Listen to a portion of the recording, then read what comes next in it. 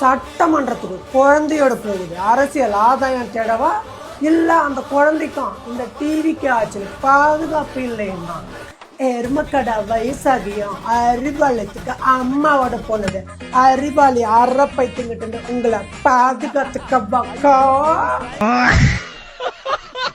அக்கா குழந்தையோட போறது என்னக்கா பிரச்சனை உங்களுக்கு?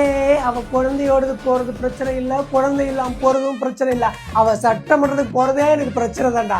பின்ன என்னடா நான் மட்டும் இங்க வந்து கொத்தடிமையா குமுறிட்டு கிடப்பேன், அவ மட்டும் சட்டமன்றத்துக்கு போய் ஜாலியா இருப்பாளா? I can't stop crying. You two are too. இந்த அம்மா மேக்கப் போடும்போது குழந்தை யார்கிட்ட இருக்கும்? நம்ம தலைவர்கிட்ட தான்க்கா. தோத்துப்புட்டு வீட்டுல சும்மா தானே கிடக்குறாரு, அதனால பார்த்து சொல்லி குத்துருப்பாங்க.